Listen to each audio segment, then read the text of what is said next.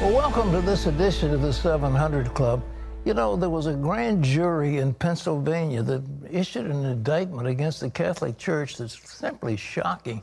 Just in Pennsylvania, they said there were at least 1,000 instances of abuse of children by priests.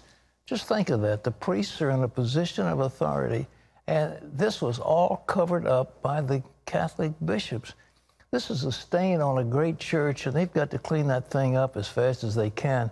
1,000. Can you believe that? 1,000 cases. You can't. And I heard that news. You just... molesting boys, in one case of a rape of a girl, little girl. I mean, it's just, these little children are entrusted to the care of these people when they're teachers and caregivers and, of course, priests. But I mean, I just can't believe it. And I think that, I don't know if the Pope's doing, I think he's doing something, but he's not doing enough. But these scandals are taking place all over. I think it's really time for the Catholic Church to re-examine the question of celibacy. You know why celibacy was put in place, don't you? In the Catholic Church? Yeah. Not really. To get the money. It was for money. You're kidding. But 1,300, yeah. The property was owned by priests, and they get married, and the wife would get the money. And so they said, we can't have that happen.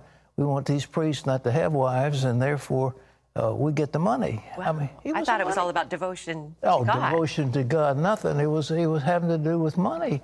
I mean, you know, it's a shame, isn't it, that money's at the root of, what is it? The love of money is the root of all evil. Well, that's what it says. Okay, well, let's get into the main stories. Questions and ethics, possible security violations surround the White House, and who secretly taped White House conversations, including one in the Situation Room. That's Omarosa. She was on The Apprentice. I thought she was terribly arrogant on The Apprentice. I don't know why in the world the president put her on his staff, but he did. Now she said she was taping conversations. That is a terrible breach of ethics. It should never have been allowed. And of course, Trump's legal team is saying we need to shut her down. Yeah. Omarosa Manigault-Newman continues to release more tapes during her book promotion tour. And she's also claiming she's been contacted by Special Counsel Robert Mueller. CBN's White House correspondent Ben Kennedy has details from the North Lawn. President Trump took to Twitter calling out Omarosa Manigault-Newman, who continues to release tapes aimed at damaging her former boss. Those tapes now raising security and even ethical concerns right here behind me at the White House. President Trump hit hard, calling his former aide a dog. This in response to her new tell-all book about her time in the White House, which contains accusations against the president. She claims she heard a tape of Trump using a racial slur on the set of The Apprentice. Trump fired back that producer Mark Burnett personally called him and said there is no such tape. I think, like most people that worked with her, very disappointed that she would go to such a self-serving and somebody who blatantly cares more about herself than our country to make up some of these outrageous claims and accusations. Omarosa is under fire for recording White House conversations, including one in the Situation Room where cell phones and recording devices are not allowed. The act has been denounced as a serious breach of ethics and security. The moral compass right here in D.C. is really wavering lately. What is the state when it comes to ethics in American politics? We have a concern in this country about the moral compass of individuals involved in leadership or involved in different professions. And even if something is legal, it doesn't mean that it is morally appropriate to do in a situation. And so I think it's an important discussion to have. Turns out it's not a crime in D.C. to tape someone without their knowledge. But Regent Law Professor Nat Gant points out it then becomes an issue about ethics. Even though it may be legal to record a conversation, generally there may be specific ethical implications given her particular role in the White House. Omarosa now claims that Special Counsel Robert Mueller's office has even reached out about the tapes. Anything Mueller would like to see? Robert Mueller? If his office calls again, would you be a good witness in this investigation? The case now heads to the court. The Trump campaign says Omarosa violated a non-disclosure agreement that she signed with the Trump campaign, and they now plan to take legal action against her. Ben Kennedy, CBN News, the White House. Shocking. She's trying to make money on it. That is a gross breach of ethics for somebody to do that. And her chance of being hired by somebody else, I think, stands at zero. So she'd better get a lot of money now, because she ain't going to get any in the future. A person would have to be out of his mind to hire her in any other position at all. Well, she didn't just hurt the president. She hurt the whole country, because she took a recording device into the Situation Room. Yeah. And that's a violation of national security. She really should be prosecuted. Well, I think it's the case, but I mean, she is an arrogant person. On that show, she was arrogant, and I don't know why they hired her, but anyhow, that's for General Kelly to figure out. Well, in other news, a new poll agrees with us, shows the American people are ready for the Mueller probe to end. Ephraim Graham has more. Pat, 60% of voters say Robert Mueller should conclude the Russia investigation before the midterm elections, and it's not just Republicans who feel that way. A new CNN poll shows 57% of Democrats, 72% of Republicans, and 69% of independents all believe the investigation should end before the November vote. Voters in 4 states went to the polls yesterday, and some made history, proving President Trump's political power in the Midwest. In Minnesota, former Republican governor and longtime Trump critic Tim Pawlenty lost his bid for another shot at the governor's mansion, beaten by Trump supporter Jeff Johnson. In Wisconsin, State Senator Leah Volkmer, a Trump supporter, was nominated to face off against first-term Democrat U.S. Senator Tammy Baldwin.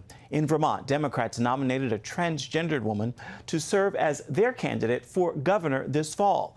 Christine Hallquist says she is proud to be the face of Democrats.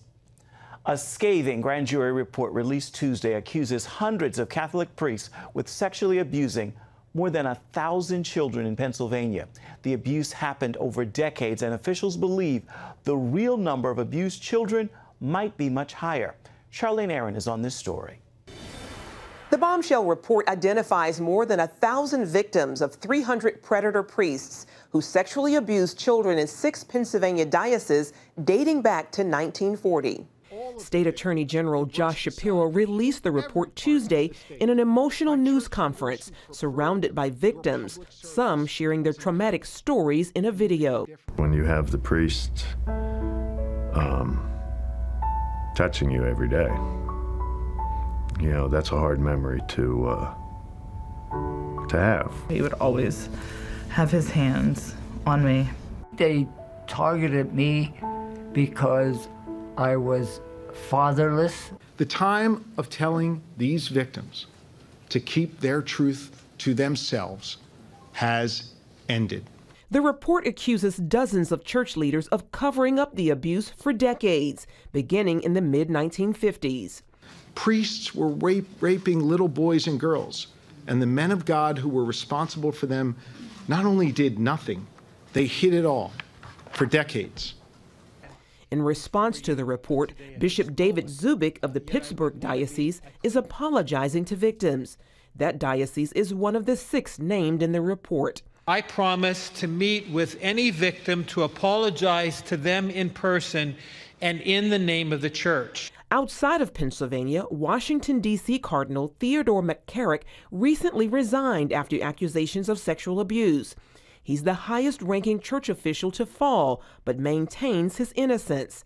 Meanwhile, criminal charges will be brought against a few priests in Pennsylvania, but officials say many of the cases are beyond the statute of limitations. The grand jury recommends changes in some state laws to bring justice for the victims. The grand jury recommends that the penalties for a continuing failure to report child abuse be clarified. We can't pass laws telling the church how to administer internal operations, but we can demand that it inform authorities about rapists and molesters, wrote the grand jury. Charlene Aaron, CBN News. Another setback for American pastor Andrew Brunson, detained in Turkey. A Turkish court rejected an appeal for his release. The pastor is at the center of an escalating spat between the United States and Turkey. In retaliation for U.S. tariffs and sanctions, Turkey is hiking tariffs on American cars to 120% and increasing duties on alcohol to 140%. Turkey's president is calling on his people to boycott other U.S. products as he faces a financial crisis and drifts farther away from his NATO allies and closer to Russia. Israel opened the main crossing point for goods into Gaza Wednesday. The crossing had been closed for a month because of Hamas attacks on Israel. It's relatively quiet at the Gaza border now after last week's barrage of rocket fire into Israel. Egypt and the UN have pushed hard for a long-term ceasefire between Israel and Hamas, but Israeli deputy to the prime minister, Michael Oren, told CBN News he is skeptical.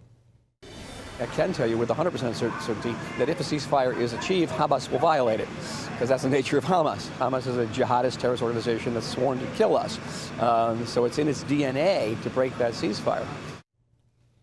Relief and cleanup crews are hard at work after a series of powerful earthquakes killed hundreds of Indonesians in the island of Lombok last week. Within hours, CBN's Operation Blessing Indonesia team was in the earthquake zone, bringing help to the people.